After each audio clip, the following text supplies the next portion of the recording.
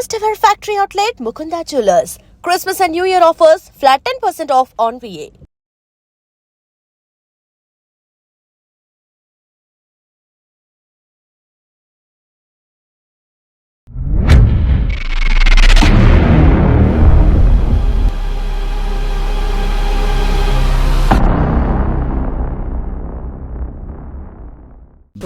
District కోర్టుకు వెళ్ళాలంటే ఏం చేయాలండి?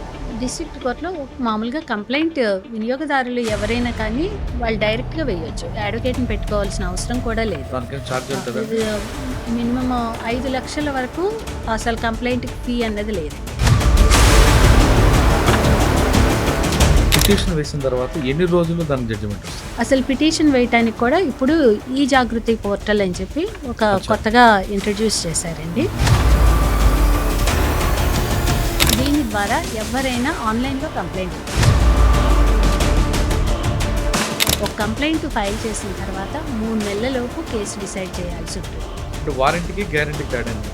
వారంటీ అంటే ఇన్ని సంవత్సరాలు ఆ గూడ్స్ సరిగ్గా పనిచేస్తాయి అని చెప్పి వాళ్ళు ఇచ్చే ఒక హామీ. గ్యారంటీ అంటే కూడా అది కూడా ఈ పర్టికులర్ పీరియడ్ వరకు అలా ఉంటుంటుంది. ఆ వారంటీ పీరియడ్లో అయితే వాళ్ళు రిప్లేస్ చేయటమో దాన్ని repair చేయటమో.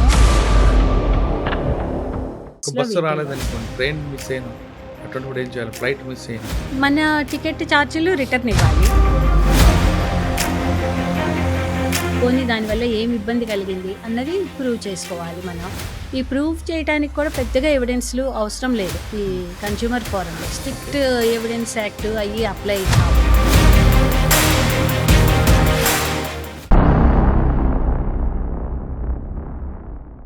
Welcome to lawyer shop. ఈ వారం మన గెస్ట్ గురజాల రాధారాణి గారు, president state consumer forum Telangana. Madam గతంలో హైకోర్టులో పనిచేశారు, జస్టిస్గా పనిచేశారు, ప్రస్తుతం స్టేట్ కౌన్సిల్గా పనిచేస్తున్నారు ప్రెసిడెంట్గా. అసలు కన్జ్యూమర్కు ఉన్న హక్కులేంటి, కన్జ్యూమర్ ఫోరం ఏం చేస్తుంది అనే విషయం మీద మేడం గారితో మాట్లాడతాం. ప్రతి వ్యక్తికి కూడా ఉదయం లేచిన దగ్గర నుండి ఏదో రకంగా మనకి వినియోగదారుల ఫోరం ఉంటుంది. ఎక్కడో దగ్గర మోసపోతుంటాం, ఎక్కడో దగ్గర అన్యాయం జరుగుతుంటుంది. అయితే అన్యాయానికి గురైన వ్యక్తి మనం ఎక్కడికి సంప్రదించాలి, పోలీస్ స్టేషన్ కాకుండా ఎక్కడికి వెళ్ళాలి, అదేవిధంగా కేవలం చిన్న చిన్న విషయాలే కాకుండా ఫ్లైట్ టికెట్ దగ్గర నుండి పాల ప్యాకెట్ వరకు ఎక్కడ మోసం జరిగినా మనకి కన్జ్యూమర్ ఫోరం ఉంది. ఆ ఫారంలో మనం అప్లై చేస్తే ఖచ్చితంగా మనకి న్యాయం జరుగుతుంటుంది. సాధారణంగా ఇక్కడ టీవీ పోతేనో లేదా ఫ్రిడ్జ్ పోతేనో లేదా ఇంకోటి పోతేనో మనం కన్జ్యూమర్ ఫోరంకి వెళ్తుంటాం. అక్కడ వాళ్ళు దానికి 3 నెలల తర్వాత నీకు ఇంత నష్టం జరిగింది కాబట్టి ఇంత ఫైన్ ఏంటి వాళ్ళకు స్టేట్మెంట్ ఇస్తుంటారు. అది కాదు, రెగ్యులర్గా జరిగే విషయాల్లో కూడా కన్జ్యూమర్కి హక్కులు ఉన్నాయి. ఆ కన్జ్యూమర్ ఫోరం చాలా స్ట్రిక్ట్గా పనిచేస్తుంటుంది. ఆ విషయంపై మేడంతో మనం మాట్లాడదాం. మేడం నమస్తే. మేడం నమస్తే అండి. కన్జ్యూమర్ అండి, వినియోగదారుడికి ఒక హక్కు ఉంది, వినియోగదారుడి సేవా సంస్థలు ఉన్నాయి, చాలా విషయాలు ఉంటాయండి. కానీ అది ఎక్కువగా లైమ్లైట్లో లేకపోవడం వల్ల చాలామందికి అది తెలియదు. ఒక పాల ప్యాకెట్ ఉదయం అది పాడైపోయినా దానికి కూడా మనం కన్జ్యూమర్ ఫామ్కి వెళ్ళచ్చు. ఆ విషయం చాలామంది తెలియదు. దాని మీద 3 రోజుల వరకే దానిలో ఉంటాయి, ల్యాప్స్ అయిపోతుంది. తెలిసినా కూడా కొంత వాడతారు, పాలు విరిగిపోతాయి. వాళ్ళు ఎక్కడికి వెళ్ళాలి? మన రీసెంట్గా జరిగిన ఇండిగో లాంటి ఫ్లైట్లో అన్యాయం జరిగితే మనం ఎక్కడికి వెళ్ళాలి? సినిమా హాల్కి వెళ్ళి టికెట్ ఇస్తాడు, దాంట్లో ఏసీ ఉందంటాడు, ఏసీ వేయిపోతే ఏం చేయాలి? ఇలా ప్రతిరోజు ప్రతి గంటకి కూడా వినియోగదారుడికి ఎక్కడో ఒక దగ్గర అన్యాయం జరుగుతుంటాడు. ఈ విధంగా అన్యాయం జరిగిన వాళ్ళందరూ కూడా వెళ్తే ఎవరికి సంప్రదించాలి, సంప్రదించిన తర్వాత ఎన్ని రోజులు న్యాయం జరుగుతుందని ఆ ప్రశ్నకు సమాధానం చెప్పే ముందు రాధారాణి గారు ఈ ప్రొఫెషన్లోకి రావడానికి ప్రధాన కారణం ఏంటి? ఈ ప్రొఫెషన్లో మీరు చేసిన ఎక్కడెక్కడ పోస్టులు పనిచేశారు? మీరు ఇచ్చిన జడ్జిమెంట్లు సమాజం మీదకి ఒక చాలా ప్రభావం చూపిన జడ్జిమెంట్స్ కనిపిస్తుంటాయి. ఒక కంటెంప్ట్ ఆఫ్ కోర్టు కానీ లేదా మరొకటి. ఇవన్నీ ప్రశ్నలకి ఒకసారి సమాధానం ముందు రాధారాణి గారి కుటుంబ నేపథ్యం ఈ ప్రొఫెషన్లోకి తీసుకోవడానికి ప్రధాన కారణం ఏంటి? నేను యాజ్ ఎ లాయర్గా 1989లో ఎన్రోల్ అయ్యానండి. సార్ మీ నేటివ్ ప్లేస్? మాది తెనాలి, గుంటూరు జిల్లాను. లాయర్గా ఎల్ఎల్బి వచ్చి సిఆర్ రెడ్డి లా కాలేజ్ ఏలూరులో చేశాను. ఏలూరులో చేసి తర్వాత మ్యారేజ్ అయిన తర్వాత పోస్ట్ గ్రాడ్యుయేషన్ ఇవన్నీ కూడా ఇక్కడ హైదరాబాద్లో చేయటం జరిగింది. ఎందుకు మేడం ఈ ప్రొఫెషన్ తీసుకోవాలనుకుంటున్నారు? ఒక స్పెసిఫిక్ రీజన్ అని ఏం లేదు, కానీ లాయర్ అంటేనే ఒక దేన్నైనా క్వశ్చన్ చేయగలిగిన స్వభావం ఉండే ప్రొఫెషన్ కూడా. బ్లడ్ లో కూడా ఉందా ప్రశ్నించే స్వభావం ఉందా అప్పటి నుంచి? సో ఏదైనా క్వశ్చన్ చేయగలగాలి అండి, మన రైట్స్ కోసం నిలబడే వ్యక్తి లాయర్. మీరు తీసుకున్న టైంలో ఆడవాళ్ళకి లా ఎందుకు అనే రోజులు కదండి అప్పుడు. లాయర్లు, లేడీ అడ్వకేట్స్ తక్కువే ఉండేవాళ్ళు. ప్రొఫెషన్లో సస్టైన్ అవ్వటం, నిలబడటం చాలా కష్టము. ఇప్పటికి కూడా లేడీస్ కంటే చాలా వరకు ఇబ్బందులు అయ్యి ఉంటుంటాయి. అందుకోసమే ఒక రకంగా స్టెబిలిటీ కోసమని సర్వీస్లో జాయిన్ అవుతూ ఉంటాం లేడీస్ ఎక్కువ. అలాగే నేను కూడా ఏపీపీ ఎగ్జామ్ రాయటము, అసిస్టెంట్ పబ్లిక్ ప్రాసిక్యూటర్గా. అంటే మీరు సిఆర్ఎన్ కాలేజీలో లా చేశారు? లా చేశాను. ప్రాక్టీస్ ఎక్కడ చేశారు? ప్రాక్టీస్ ఏలూరులో 4 సంవత్సరాలు చేశానండి. తర్వాత విజయవాడలో కొద్ది పీరియడ్ చేశాను. ఎవరు మేడం మీకు తొలి గురువు? మా శివకుమార్ శాస్త్రి, దేవరకొండ శివకుమార్ శాస్త్రి గారు అని చెప్పి, దేవరకొండ బాలగంగాధర్ తిలక్ గారి బ్రదర్ అండి బ్రదర్. ఆయన సీనియర్ క్రిమినల్ లాయర్. వారు కాలేజ్లో లెక్చర్ ఇవ్వడానికి ఒకసారి వస్తే ఆయన చెప్పిన మాటలకి ఇంప్రెస్ అయ్యి నేను ఆయన దగ్గరే జూనియర్గా చేరాలి అనుకుని ఎన్రోల్ అయిన వెంటనే ఆయన అడగటం, ఆయన జూనియర్గా యాక్సెప్ట్ చేయటం జరిగింది. ఫస్ట్ కేసు ఏంది మేడం ఇది? బెయిలా? క్రిమినల్ సైడ్ కాబట్టి మేము మయంగా చేయగలిగింది అడ్జర్న్మెంట్స్ అడగటం అండి. ఫస్ట్ అడ్జర్న్మెంట్స్తో మొదలు పెడతాము.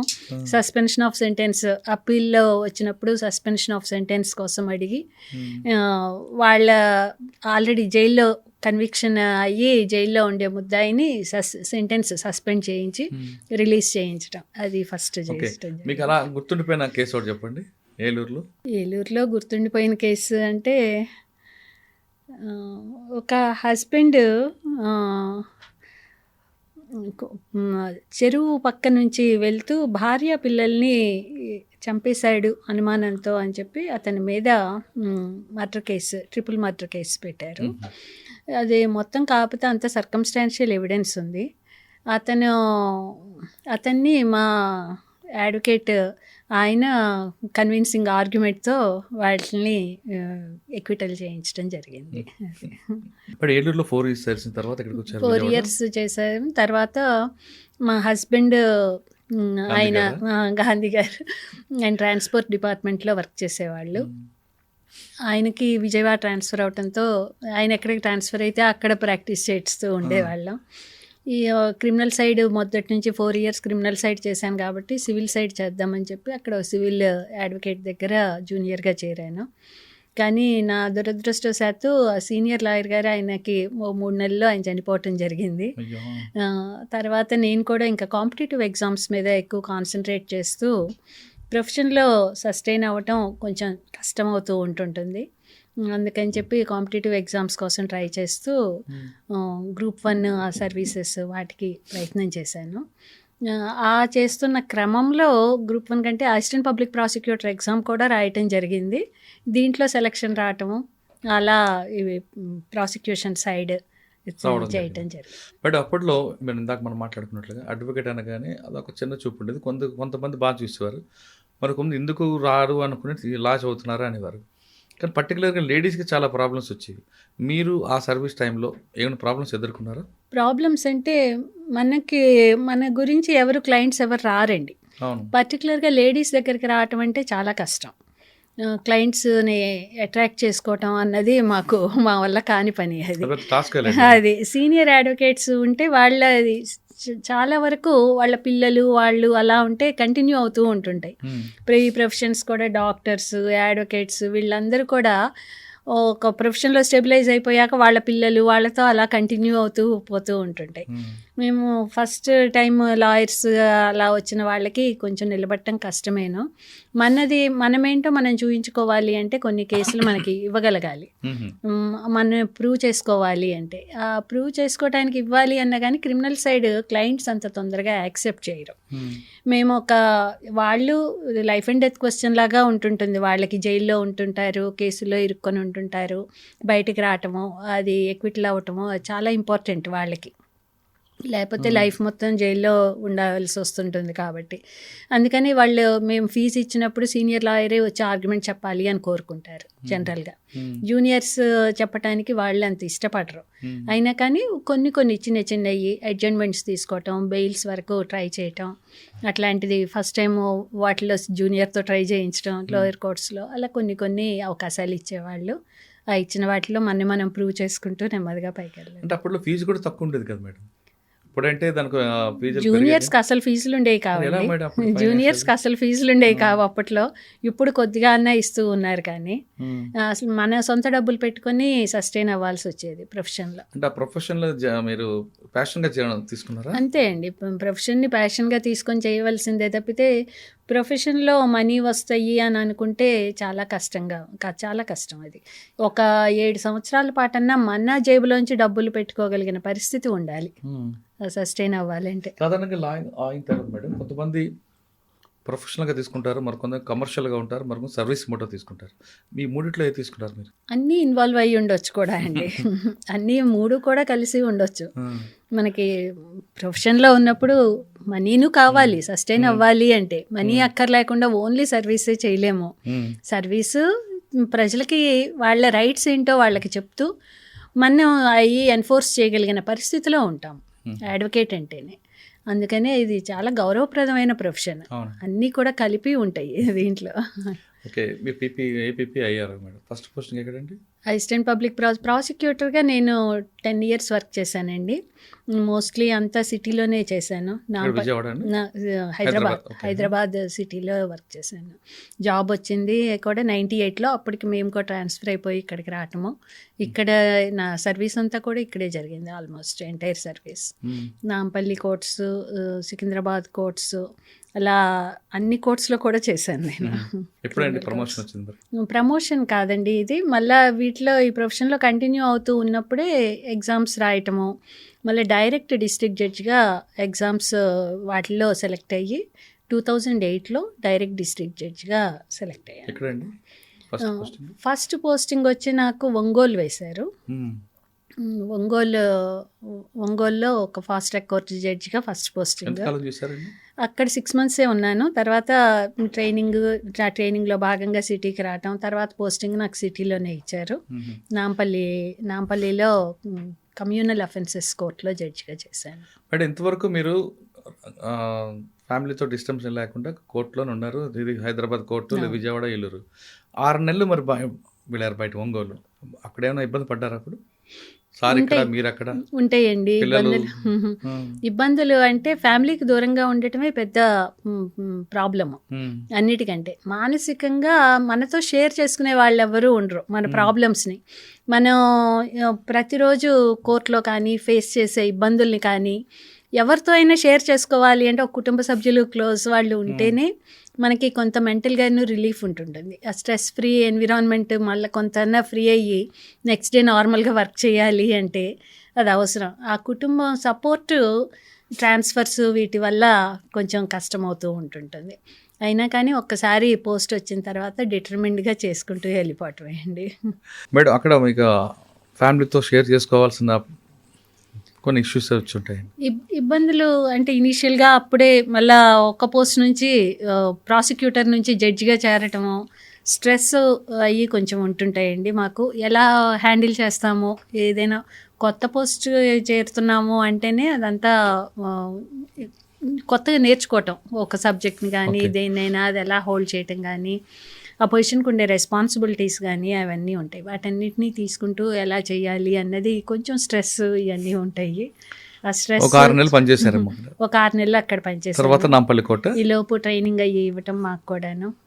ట్రైనింగ్ అయిన తర్వాత ఇక్కడ నాంపల్లిలో కమ్యూనల్ అఫెన్సెస్ కోర్టుకి జడ్జిగా సిటీలో 3 years చేశాను. కానీ డిఫరెంట్ పోస్టింగ్స్ ఇచ్చారండి. ఆ 3 yearsలోనే ఒక్కొక్క సంవత్సరం ఒక్కొక్క ప్లేస్కి పోస్ట్ చేశారు. ఈ కమ్యూనల్ అఫెన్సెస్ కోర్ట్ అంటే ఇట్స్ ఎ క్రిమినల్ కోర్టు. దాని తర్వాత ఏసీబీ కోర్టుకి ప్రిన్సిపల్ జడ్జిగా కొన్నాళ్ళు చేశాను. ఆ తర్వాత సిటీ సివిల్ కోర్టులో 3rd అడిషనల్ చీఫ్ జడ్జిగా కొద్ది కాలం చేయటం, ఒక 1 year చేయటం. ఈ 3 కోర్టులో మీకు బాగా మెమరబుల్ కేసులు ఉన్నాయండి, ఒక్క కేసు చెప్పగలరు? క్రిమినల్ కేసులు కానీ ప్రతిదీ each and every case is challenging అండి. కానీ కమ్యూనల్ కోర్టులో వాళ్ళ జడ్జిని అడ్వకేట్స్ అందరూ కూడా బెదిరిస్తుంటారు కదండి. కమ్యూనల్ అఫెన్సెస్ కోర్టులో మాకు task force office bomb blast case ఒకటి వచ్చింది. అవునండి, దసరా నాయుడు బ్లాస్ట్. మనకి టాస్క్ ఫోర్స్ ఆఫీస్ ఉండేది, దాన్ని బ్లాస్ట్ చేసిన దాంట్లో కొంతమంది ముద్దాయిలుగా టెర్రరిస్టులు అంటున్న వాళ్ళని అలా కొంతమందిని పెట్టారు ముద్దాయిలుగా. ఆ కేసులో కొంత భాగం నేను కండక్ట్ చేశాను. కొంత మొత్తం ట్రయల్ చేయడానికి కూడా మేమున్న ఏడాది పీరియడ్లో మొత్తం కంప్లీట్ అవ్వదు. అది కొద్ది భాగం నేను చేయటం జరిగింది. ఛార్జెస్ మళ్ళీ ఫ్రేమ్ చేయటము అలా జరిగింది. కానీ అదే కోర్టులకి తర్వాత నేను మెట్రోపాలిటన్ సెషన్స్ జడ్జిగా 2016లో పోస్ట్ అయ్యాను. నాంపల్లి కోర్ట్స్లోనే మెట్రోపాలిటన్ సెషన్స్ జడ్జిగా. ఆ కేసు ఇంకా అప్పటికి కూడా జరుగుతూ ఉంది. నేను 2000 వాళ్ళు గుర్తుపట్టారు మీకు?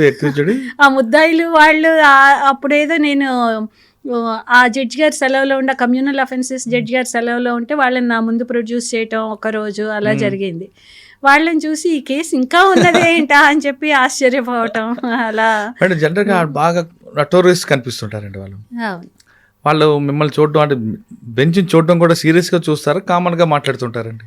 వాళ్ళు అందరు మామూలు మనుషులే అండి. అంత వాళ్ళు నోటోరియస్ అని చెప్పి వాళ్ళు చేసే పనులన్నీ అయిపోయిన తర్వాత మనం అనుకోవటం తప్పితే అది వాళ్ళే చేశారు అన్న ప్రూఫ్ కానీ అది బియాండ్ రీజనబుల్ డౌట్ ప్రూవ్ అయితే తప్పితే మేము కన్విక్షన్లు ఇవ్వటము అన్నవి కూడా జరగవు.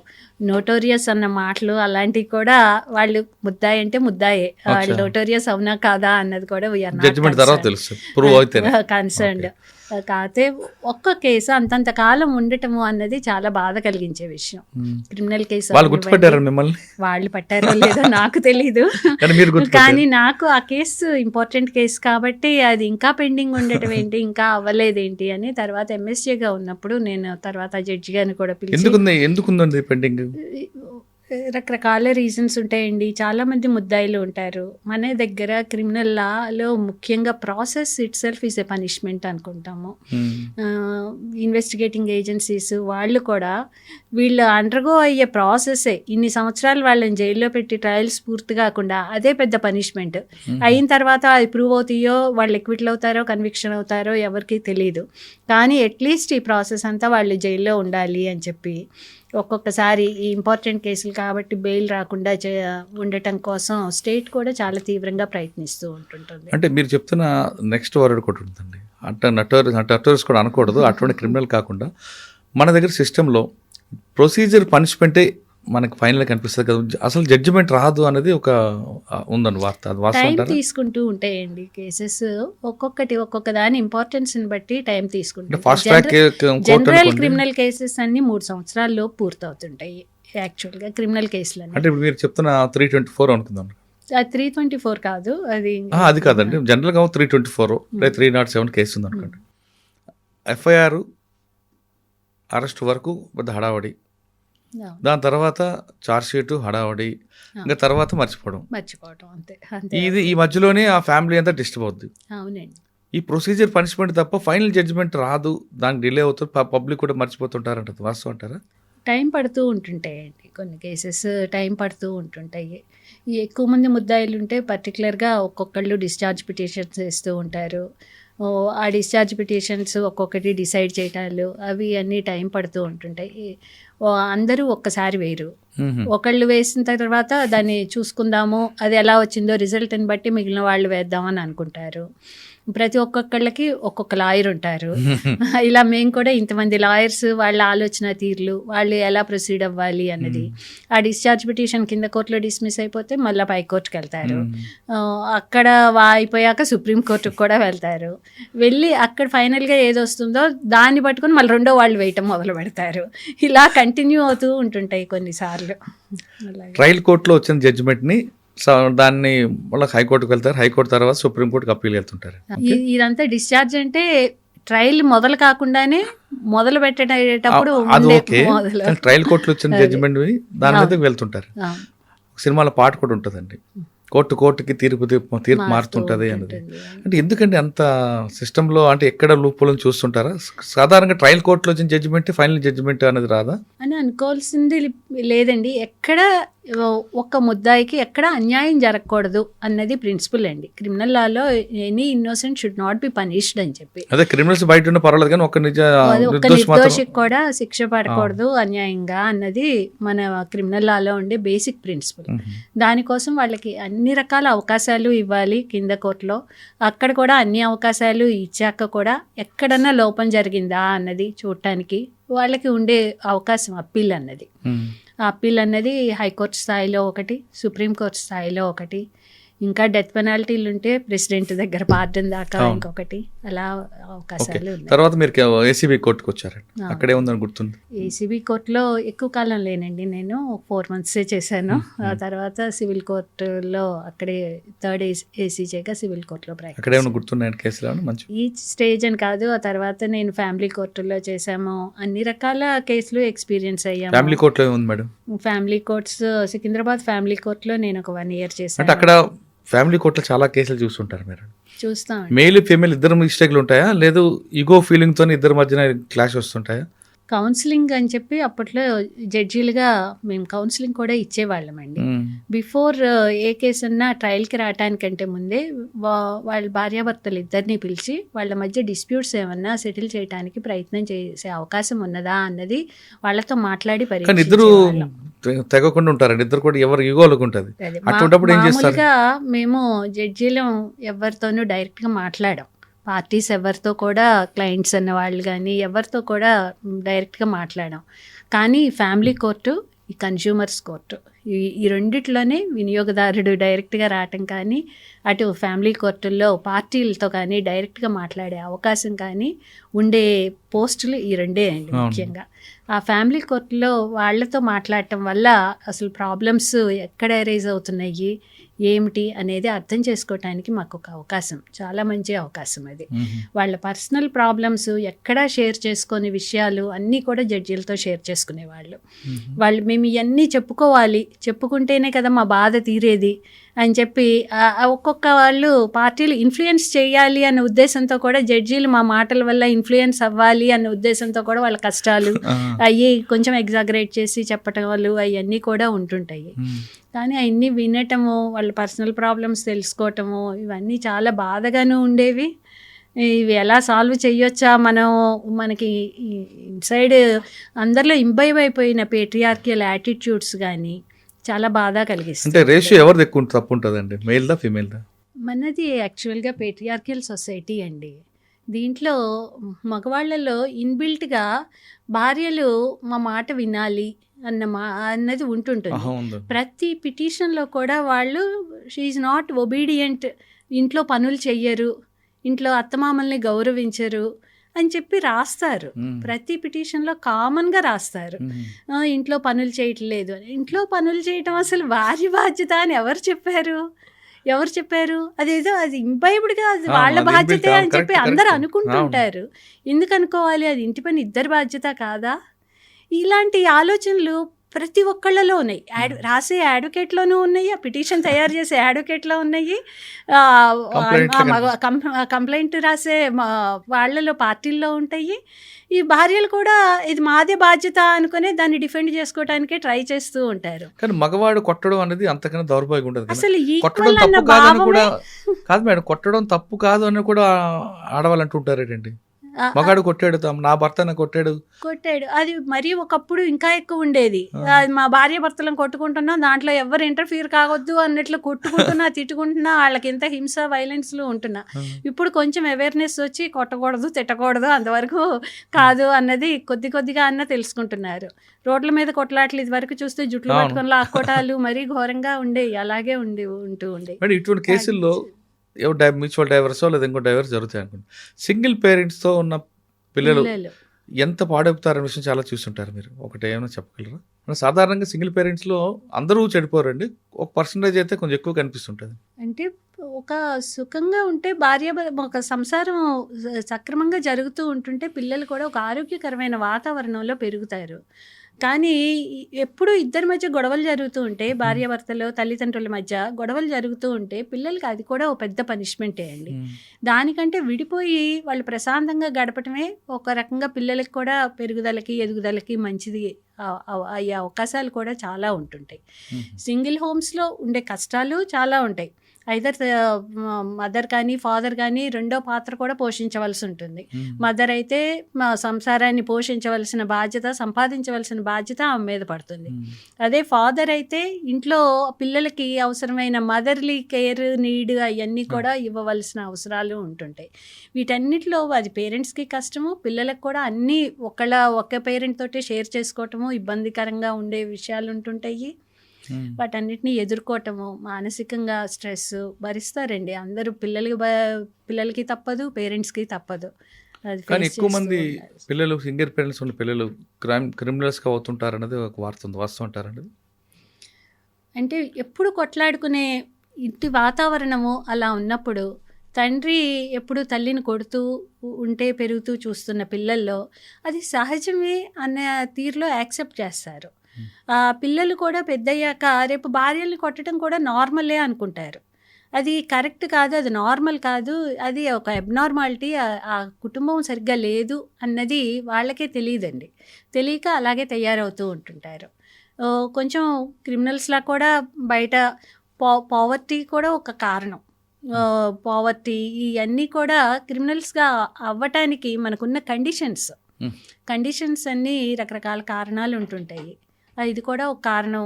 బ్రోకెన్ ఫ్యామిలీస్, పావర్టీ, ఇవన్నీ కూడా one of the reasons. Madam, family court నుంచి ఎట్లా వచ్చారు? సికింద్రాబాద్ కోర్టు నుంచి ఫ్యామిలీ కోర్టు చేసామండి. ఆ తర్వాత ప్రిన్సిపల్ డిస్ట్రిక్ట్ జడ్జిగా పోస్టింగ్ వచ్చింది. నేను సంగారెడ్డిలో ఫస్ట్ అడిషనల్ డిస్ట్రిక్ట్ జడ్జిగా కూడా కొన్ని నార్కోటిక్స్ కేసెస్ అవన్నీ కూడా చేయటం జరిగింది. NDPS కేసెస్ అంటాం, నార్కోటిక్ డ్రగ్స్, సైకోట్రోపిక్ సబ్స్టెన్సెస్ అని ఆ కేసులు చేసాము. ఆ తర్వాత ప్రిన్సిపల్ డిస్ట్రిక్ట్ జడ్జిగా నల్గొండ NDPS కేసులో కేసు డౌట్ ఉందండి. కమర్షియల్ క్వాంటిటీ, ఇంటర్మీడియట్ క్వాంటిటీ రెండు ఉంటాయండి. స్మాల్ క్వాంటిటీ అని ఓకే, 3 క్వాంటిటీ. కొన్ని కేసులు ఇరికించాలని వాడిని అక్యూజ్డ్ హ్యాబిచువల్ అఫెండర్ అయిపోయాడు అని వాడిని ఏదో రకం చేయాలని కొంత క్వాంటిటీ ఎక్కువ పెడతారు కావాలని. మరికొన్ని కేసుల్లో వీళ్ళకి అవగాహన లేక ఇప్పుడు గంజా లాంటిదానికి ఫ్లవరు, ఫ్రూట్స్ ఉండాలి, అవి లేకుండా కూడా సీజ్ చేస్తుంటారు. 2. మూడోది కమర్షియల్ క్వాంటిటీ మెజిస్ట్రేట్ ముందు సీజ్ చేయాలనేది రూల్ ఉంది, అవి లేకుండా కూడా చేస్తుంటారు. ఈ విధంగా చేయడం వల్ల జరిగే నష్టం ఏమిటాయి? కేసు మొత్తం పోతుంటుందండి. పనిష్మెంట్స్ చాలా స్ట్రిక్ట్గా ఉంటాయి. NDPS కేసుల్లో పనిష్మెంట్ ఒక్కొక్క దానికి 10 సంవత్సరాలు 20 సంవత్సరాలు మినిమం ఉంటుంది. మినిమం అంత ఉంటుంది. ఫైన్లు కూడా ₹1,00,000 మినిమం అమౌంట్ ఉంటుంది. కానీ అంత సిన్సియర్గా, అంత సీరియస్గా ఉన్నప్పుడు కూడా కొన్ని ఎందుకు జరుగుతుంటాయి? వాంటెడ్ అంటారా? అంత సీరియస్గా పనిష్మెంట్ ఎప్పుడైతే సీరియస్గా స్ట్రిక్ట్గా ఉంటుందో అక్కడ మేము ఇంకా చాలా జాగ్రత్తగా చూడవలసి ఉంటుంది. ప్రొసీజర్ ల్యాప్సెస్ ఎక్కడా లేకుండా ప్రొసీజర్ని పర్ఫెక్ట్గా ఫాలో అయ్యారా లేదా అని. ఆ ప్రొసీజర్ పర్ఫెక్ట్గా ఫాలో అవ్వటంలోనే ఇబ్బందులు ఉంటుంటాయి. శాంపుల్ కలెక్షన్, మేజిస్ట్రేట్ ముందు ఇలా శాంపుల్స్ కలెక్ట్ చేస్తున్నారా, సీజ్ చేస్తున్నారా, ఇవన్నీ కూడా మేజిస్ట్రేట్ ముందు రికార్డ్ ముద్దాయి దగ్గర నుంచి తీసుకోవటం అవన్నీ ఎగ్జిక్యూటివ్ మేజిస్ట్రేట్ అవనివ్వండి, అది వాళ్ళ ముందు కూడా చేయాలి అని చెప్పి సెక్షన్ 50 కింద ఉంటుంటాయి. అవన్నీ స్ట్రిక్ట్ కంప్లైంట్స్ చూస్తాము వాటిల్లో. కానీ ఇంత క్వాంటిటీ పట్టుకున్నప్పుడు మేజిస్ట్రేట్ ముందు సీజ్ చేయకపోతే ఆ కేసు పోతుంది కదా? పోతుంది. మరి ఎందుకంటే తెలిసి కూడా చేస్తున్నారా, లేదా తెలియక పని ఒత్తిళ్ళు? లేదు, చేస్తారండి. వాళ్ళ ముందు చేస్తారు, వాళ్ళని పిలిపించి వాళ్ళ ముందే చేస్తారు. వాళ్ళని MROల్ని, RTOల్ని, ఎగ్జిక్యూటివ్ మేజిస్ట్రేట్స్ అని చెప్పి MROల్ని పిలిపించుకొని వాళ్ళ ముందే చేస్తారు. వాళ్ళు చేయకుండా ఉండరు. పోలీస్ వాళ్ళు కూడా వాళ్ళ ముందే చేస్తారు. అయినా కూడా శాంపుల్ కలెక్షన్లో ఎక్కడో ఒక దగ్గర ఏయో మిస్టేక్, ల్యాప్సెస్ ఎక్కడున్నాయా, ఫోరెన్సిక్ ల్యాబొరేటరీకి వీళ్ళు సీజ్ చేశాక మళ్ళీ వెంటనే పంపించాలి, దాంట్లో డిలేలు ఉన్నాయా, ఆ ల్యాబొరేటరీకి పంపించిన క్వాంటిటీ ఎంత, సీజ్ చేసినప్పుడు కన్ఫెషన్లో రాసిన క్వాంటిటీ అమౌంట్ ఎంత, ఇవన్నీ గ్రాములు, మిల్లీగ్రాములతో సహా కేర్ఫుల్గా చూస్తుంటాం. అన్నీ కూడా అన్నీ ప్రాపర్గా మ్యాచ్ అవుతున్నాయా, లేకపోతే ఎక్కడన్నా టాలీ తగ్గుతాయా అన్నవి కూడా. కొన్ని కేసుల్లో ఇందాక మాట్లాడినాక గంజా ఉంది, ఫ్రూట్ లేదా దానికి మన ఫ్లవరింగ్ లేకపోతే ఆ కేసు పోద్దు కదండి. కానీ కావాలని కొంతమంది వాడి మీద పెట్టేస్తారు తప్ప ఇటువంటి చిన్న చిన్న విషయాలు ఎందుకు చూడట్లేదండి?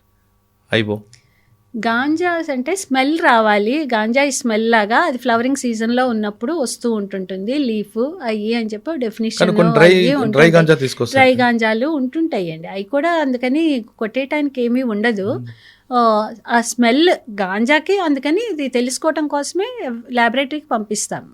ల్యాబొరేటరీ వాళ్ళు అది గాంజా అని చెప్పి క్లియర్గా ఒపీనియన్ ఇస్తే దాన్ని బేస్ చేసుకునే వెళ్తూ ఉంటారు. మీకు ఉన్న ఎక్స్పీరియన్స్లో రిమాండ్ని ఎప్పుడైనా రిజెక్ట్ చేశారా? రిమాండ్ రిజెక్ట్ చేయటం అంటే 24 hours లోపు ప్రొడ్యూస్ చేయాల్సి ఉంటుందండి. ఎక్కడ ముద్దాయిని పట్టుకున్న తర్వాత వాళ్ళు ఒక్కొక్కసారి గోవాలో పట్టుకొచ్చి ఇక్కడ మన దగ్గర ప్రొడ్యూస్ చేయబోయేటప్పటికి 24 hours దాటిపోతుంటుంది. ట్రాన్సిట్ రిమాండ్ అని చెప్పి ఈ లోపు అక్కడ మేజిస్ట్రేట్ ముందు ప్రొడ్యూస్ చేయాల్సి ఉంటుంది. గోవా కానీ ఎక్కడ పట్టుకుంటారో వాళ్ళని ఆ స్టేట్లో అక్కడ ప్లేస్ జ్యూరిస్డిక్షనల్ మేజిస్ట్రేట్ ముందు ప్రొడ్యూస్ చేయాలి. అప్పుడు ఈ ట్రాన్సిట్ పీరియడ్ని మనం ఎక్స్క్లూడ్ చేస్తాము. ట్రాన్సిట్ పీరియడ్ని ఎక్స్క్లూడ్ చేసిన తర్వాత కూడా పట్టుకున్న దగ్గర నుంచి ఈ పీరియడ్ ఎక్స్క్లూడ్ అయ్యాక 24 hours ఉన్నదా లేదా అన్నది చూస్తాం. అక్కడ డిలేలో కంప్లై కాకపోతే విడుదల చేయటం కూడా జరుగుతుంది. అంటే అదొక్కటే కాకుండా రిమాండ్ రిపోర్ట్లో కొన్ని మీకు ల్యాబ్స్ కనిపించినా లేదంటే అది కుకింగ్ రిమాండ్ ఉన్నప్పుడు రిజెక్ట్ చేస్తుంటారు. తప్పనిసరిగా చెయ్యాలి. మేజిస్ట్రేట్ చాలా జాగ్రత్తగా వెళ్ళాలి. Remand report is primary important document. ఒక మనిషిని జైల్లో పెట్టాలా అక్కర్లేదా అని చెప్పి చూసే డాక్యుమెంట్కి బేసిస్ అది. అందుకని దాంట్లో సరైన గ్రౌండ్స్ ఉన్నాయా లేవా, అవును, దాంట్లో సరైన గ్రౌండ్స్ ఉన్నాయా లేవా అన్నది జాగ్రత్తగా చూసి చెయ్యాలి. అలా మీరేమైనా రిజెక్ట్ చేసిన కేసు ఉందండి? రిజెక్ట్ చేసినవి ఉన్నాయండి. అదే ఇందాక నేను చెప్తున్న గోవా నుంచి వచ్చిన కేసులో 24 hours లోపు ప్రొడ్యూస్ చేయకపోతే రిజెక్ట్ చేసినవి. ఓకే, సంగారెడ్డి తర్వాత మేడం? సంగారెడ్డి నుంచి నేను ఫ్యామిలీ కోర్టుకు వచ్చాను. ఫ్యామిలీ కోర్టు తర్వాత ప్రిన్సిపల్ డిస్ట్రిక్ట్ జడ్జిగా నల్గొండ పోస్టింగ్ వేశారు. నల్గొండలో ఒక 6 months చేశాను. ఆ తర్వాత అక్కడ నుంచి మెట్రోపాలిటన్ సెషన్స్ జడ్జిగా మళ్ళీ ఇక్కడ సిటీకి రావడం జరిగింది. ఇక్కడ 1 year చేశాను మెట్రోపాలిటన్ సెషన్స్ జడ్జిగా. దాని తర్వాత వ్యాట్ అప్లేట్ ట్రిబ్యునల్కి చైర్పర్సన్గా 3 సంవత్సరాలు ఉన్నాను. ట్యాక్స్ మ్యాటర్స్ తర్వాత అండి ట్యాక్స్ మ్యాటర్స్ అక్కడ నుంచి రంగారెడ్డి కోర్టు ప్రిన్సిపల్ డిస్ట్రిక్ట్ జడ్జిగా పోస్టింగ్ వచ్చింది. అక్కడ ఒక 9 నెలలు ఉన్నానండి, 9-10 నెలలు ఉన్నాను. తర్వాత ఎలివేషన్ హైకోర్టుకి ఎలివేషన్ వచ్చింది. ఓకే, హైకోర్టుకి వచ్చే వరకు రంగారెడ్డి కోర్టులో ఏమైనా ఉందండి మీ మార్క్? రంగారెడ్డి కోర్టులో ముఖ్యంగా నేను కోవిడ్ పీరియడ్లో జాయిన్ అయ్యాను. 2021లో వచ్చింది నాకు పోస్టింగ్. మనకి 2020లో 2nd and 3rd Covid faces నడుస్తూ ఉన్నాయి అప్పుడు. అందుకని అడ్వకేట్స్ చాలామంది చాలా రిస్ట్రిక్షన్స్ మధ్య కోర్టుకి ఒక మరీ అర్జెంట్ మ్యాటర్స్ అయితే తప్పితే మేము వినేవాళ్ళం కాదు. మిగిలినవన్నీ డేట్స్ ఇవ్వటము అట్లాగే జరుగుతూ ఉండేవి. తర్వాత హైకోర్టుకి ఎలివేషన్. ఎంతకాలం మేడం హైకోర్టులో? నేను 3 years 8 months చేశాను. ఓకే, 3 సంవత్సరాల్లో ఒక కంటెంప్ట్ ఆఫ్ కేసులో ఒక పోలీస్ ఆఫీసర్కి ఒక మేజిస్ట్రేట్ కూడా మీరు? మేజిస్ట్రేట్కి ఏం వేయలేదు, కానీ ఒక సీనియర్ పోలీస్ ఆఫీసర్కి ఒక ఆయనకి ఈ గైడ్ లైన్స్ ఫాలో అవ్వలేదు సరిగ్గా, ఈ అరెస్ట్ గైడ్ లైన్స్ అనే దాని మీద హరీష్ ఇవ్వటం జరిగింది. సుప్రీంకోర్టు గైడ్ లైన్స్ అండి, arrest guidelines. D K Basu case ఉండేవి, దాని తర్వాత మనకి కాదు చెప్తాను. డీకే బస్సు కాదు, కాదు Arnesh Kumar versus state of Bihar అని Arnesh Kumar case guidelines ఉంటాయి. Arnesh Kumar case guidelines comply కాలేదు అని చెప్పి దాంట్లో ఇవ్వటం జరిగింది. అవునా, అది ప్రభావం చూపించుంటారా? చూపిస్తుందా లేదా దాంతో మాకు సంబంధం లేదు. ఇది కాకుండా ఇంకేమన్నా మేడం బాగా గుర్తున్నది 3 సంవత్సరాల మీకు బెంచ్ మార్క్ కేసు? చాలా చేసామండి, వాటిలో పర్టికులర్గా అంటూ చెప్పడానికి కానీ చాలా రకాలు. ఓకే మేడం, ఒక జడ్జి గారు ఒక కేసుకి జడ్జిమెంట్ ఇచ్చేటప్పుడు ముందు రోజు ఎలా ఫీల్ అవుతారండి? అంటే మీకు కొన్ని తెలుసు ఫ్యాక్ట్స్ అన్నిటినీ చూస్తాము, ఫ్యాక్ట్స్ని లాకి అప్లై చేసి ఇవన్నీ సరిగ్గానే ఉన్నాయా లేవా, దీంట్లో మాకు న్యాయం కూడా ఏదనిపిస్తుంది, మాకు న్యాయం అనిపించేది అన్ని ఒక అభిప్రాయానికి వస్తాము. దాంట్లో ఒక అభిప్రాయానికి వచ్చిన తర్వాత ఆ న్యాయం అనిపించే దానికి తగ్గట్లుగా ఉన్నదా లేదా అన్నది చూస్తూ అక్కడ మా డిస్క్రిప్షన్ ఎక్సర్సైజ్ చేయటం కొంత ఉంటుంది. అటువంటి దీంట్లో అక్కడ మేము తప్పుగా చేస్తున్నామా లేదా అనే మానసిక సంఘర్షణ అయ్యి మేము కరెక్ట్ దారిలోనే వెళ్తున్నామా లేదా అన్నది చూసుకుంటాము. అలా మాకు కరెక్ట్ దారిలోనే వెళ్తున్నాం అని అనిపిస్తే ఇంకా మొహమాట పడకుండా ఇవ్వటమే. అక్కడ కొన్ని కేసుల్లో బుక్స్ ఒకటి చెప్తుంది, బై టైమింగ్ కూడా జరుగుతుంటుంది. జరుగుతుంటుంది. అటు ఆ సమయంలో మీరు ఎలా చూస్తారండి? బుక్స్కి ప్రయారిటీ ఇస్తారా, లేదా మీ కళ్ళ ముందు కనపడుతుంది దానికి నిజానికి ప్రయారిటీ ఇస్తారా? కళ్ళ ముందు కనపడుతున్నా we should go by facts and evidence on record. సాక్ష్యాలు ఎట్లా ఉన్నాయో ఆ సాక్ష్యాలు చెప్పేదాన్ని బట్టే వెళ్ళాలి తప్పితే సాక్ష్యానికి కాకుండా మోరల్ జడ్జిమెంట్స్ ఇస్తే నిలవ్వండి. మోరల్ జడ్జిమెంట్స్ ఇవ్వకూడదు. ఓకే, 3 మనకి వాళ్ళే చేశారని మాకు ఖచ్చితంగా తెలుసు, కానీ మేము కన్విక్షన్ ఇవ్వలేకపోతున్నాం అని రాస్తున్న జడ్జీలు కూడా కొంతమంది కొన్ని కేసుల్లో ఉన్నారు. కానీ అలా ఇవ్వకూడదు మోరల్ కన్విక్షన్స్, అవి నిలవు. మేడం, బెంచ్ మీద ఉన్నప్పుడు ఒకలాగా, బెంచ్ దిగిన తర్వాత మీకు పర్సనల్ లైఫ్ ఉంటుంది. ఆ పర్సనల్ లైఫ్లో ఒక్కోసారి ప్రొఫెషనల్ లైఫ్లో మిక్స్ చేయడం అనేది జరుగుతుంటాయి. అంటే మీకున్న పైరసీని కోల్పోవడం, పిల్లలతో బయటకు వెళ్దాం అనుకుంటారు, ఏదో ఇష్యూ వస్తుంది, సడన్గా జడ్జిమెంట్. మీరు ఉదయం 10 గంటల నుంచి సాయంత్రం 6 గంటల వరకు ఉద్యోగం కాదు మీది. బెంచ్ దిగిన తర్వాత కూడా మీరు జడ్జిమెంట్లు చదువుకోవడానికి ఇంటికి వచ్చి చేస్తుంటారు.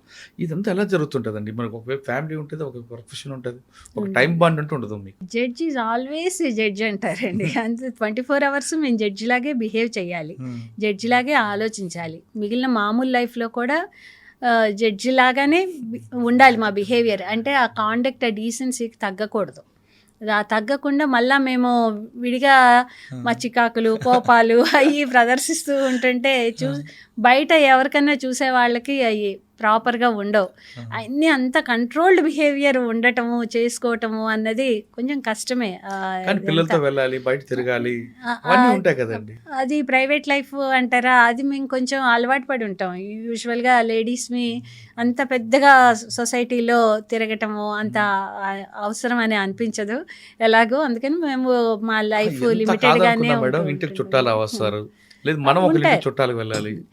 వాళ్ళతో కాకపోతే ఈ కేసుల గురించి వ్యవహారాలు లేనంత వరకు వీఆర్ నార్మల్ అండి, వీఆర్ వెరీ నార్మల్. మా రిలేషన్స్ వాళ్ళకి మనకి కేసుల గురించి ఏం మాట్లాడకూడదు, చెప్పకూడదు. అలాంటివి ఏమైనా ఉంటే we will cut the relation. వాళ్ళ కేసుల్లో ఉంటే అసలు వెళ్ళకూడదు, పెళ్ళిళ్ళకి కూడా వెళ్ళకూడదు. కొన్ని కేసులు మీ దగ్గరకు వచ్చాయనుకోండి, ఆ రిలేషన్ ఉందా లేదన్నా నాట్ బిఫోర్ మీ అంటారు, ఎందుకండి? అది బంధువులు ఎవరన్నా ఉంటే మనం ఇవ్వకూడదు అని. ఫ్రెండ్షిప్, మనకి ఏదన్నా ఫైనాన్షియల్ ఆబ్లిగేషన్ ఏదన్నా ఉంటుంది అనుకుంటే, అంతకుముందు ఆ కేసు లాయర్గా, అడ్వకేట్గా మనం చేసి ఉన్నా కానీ, మనం ఏదన్నా సలహా ఇచ్చి ఉన్నా కానీ మళ్ళీ ఆ కేసు డిసైడ్ చేయకూడదు జడ్జిగా. ఎప్పుడు రిటైర్ అయ్యారండి? నేను రిటైర్ అయ్యి మొన్న జూన్లో 2025 జూన్ అండి, జూన్ 28. రిటైర్ అయిన తర్వాత ఈ ప్రొఫెషన్కి వచ్చారు. ఇక్కడికి వచ్చిన ఛాలెంజ్ ఏముందండి కన్జ్యూమర్ ఫోరం? రిటైర్ అయిన తర్వాత నేను మొన్న లాస్ట్ మండేనే చేరాను as judge of, as president of consumer state commission redressal కమిషన్కి. దీంట్లో వినియోగదారులకి సంక్షేమం కోసం ఏర్పడ్డ యాక్ట్ ఇది, కన్స్యూమర్ ప్రొటెక్షన్ యాక్ట్. 1986లో ఫస్ట్ యాక్ట్ ఫామ్ అయింది. దాని తర్వాతనే అది ఎప్పటి నుంచి అమల్లోకి వచ్చిందో 24th డిసెంబర్ని నేషనల్ కన్స్యూమర్స్ డేగా సెలబ్రేట్ చేస్తూ ఉంటాం. సెలబ్రేట్ చేసే క్రమంలో ఢిల్లీలో కార్యక్రమం జరిగితే అది కూడా అటెండ్ అయ్యి రావటం జరిగింది. దాంతో కొద్దిగా అవగాహన అది ఈ యాక్ట్ గురించి. దీని తర్వాత ఆ యాక్ట్ అమెండ్మెంట్ అయ్యి మొన్న కొత్త యాక్ట్ కూడా ఒకటి వచ్చిందండి, 1996. ఇప్పుడు మనకు కొత్త యాక్ట్ ప్రకారమే మార్పులు. కానీ మీరు వచ్చారు కొద్ది రోజులు అయినా దీని గురించి అవగాహన ఉంది మీకు? బేసిక్ అవగాహన ఉంటుంది కదా. ఇక్కడికి వచ్చిన ఛాలెంజ్ ఏమనిపించింది అంటే, ఇంత పెద్ద వ్యవస్థ ఉంది కానీ ప్రతి కన్జ్యూమర్కి ఉంది అనే విషయం చాలా మంది తెలియదండి. దానికి కారణం ఏముండొచ్చు? దీంట్లో వచ్చిన తర్వాత నాకు ఫస్ట్ చూస్తేనే కేసుల సంఖ్య, హైకోర్టు జడ్జిగా చూసిన కేసులు, క్రిమినల్ కోర్ట్స్లో చూసిన కేసుల సంఖ్యతో పోలిస్తే చాలా తక్కువే ఉన్నాయి. ఇది అమ్మయ్య అని ఒక పక్క అనిపిస్తూ ఉంటుంటుంది, ప్రెషర్ ఎక్కువ లేదు అన్నది. కానీ కన్జ్యూమర్స్కి అవేర్నెస్ తక్కువ ఉండటం వల్లనే కేసులు ఇంత తక్కువ ఉన్నాయి అన్న భావం కూడా బాధ కలిగిస్తూ ఉంటుంటుంది. ఆ అవేర్నెస్ చేయటం కూడా మా డ్యూటీస్లో ఒకటి ఇంపార్టెంట్ డ్యూటీ. అది కూడా సాధారణ కన్జ్యూమర్ అనగానే కేవలం 1000 రూపాయల పై కొనువాడా, లేదా 10 రూపాయలు కొనుక్కున్న వ్యక్తి కూడా కన్జ్యూమర్కి వస్తారు? ఎవరైనా కన్జ్యూమరే అండి. కన్జ్యూమర్ యాక్ట్ డెఫిషియెంట్ గూడ్స్ కోసం, డిఫెక్టివ్ గూడ్స్ అయ్యే కాకుండా సర్వీసెస్ కోసం కూడా, deficiency in service, unfair trade practices, వీటన్నిటిని కూడా కవర్ చేస్తూ ఉంటుంది. కొన్ని ఫాల్స్ ప్రామిస్ చేస్తుంటారండి, మీరు ఇల్లు కొనండి మీకు అది ఇస్తాం ఇది ఇస్తాం, అది కూడా వస్తాయి ఇందులో. మిస్లీడింగ్ అడ్వర్టైజ్మెంట్స్, ఎడ్యుకేషనల్ ఇన్స్టిట్యూషన్స్ మా దగ్గర 100% పిల్లలు సక్సెస్ రేటు, 100% పాస్ మార్కులు, లేకపోతే అందరూ ర్యాంక్స్ వస్తాయి, ర్యాంక్ హోల్డర్స్. మిస్లీడింగ్ అడ్వర్టైజ్మెంట్స్ ఇచ్చినా తప్పేను. అలా ఎడ్యుకేషనల్ ఇన్స్టిట్యూషన్స్ కాదు, హాస్పిటల్ సర్వీసెస్, బ్యాంకింగ్, ఇవన్నీ సర్వీసెస్ కింద వస్తాయండి. ఇన్సూరెన్స్, బ్యాంకింగ్, హాస్పిటల్స్, ఎయిర్లైన్స్ అనివ్వండి, ఇవన్నీ సర్వీస్ కేటగిరీ.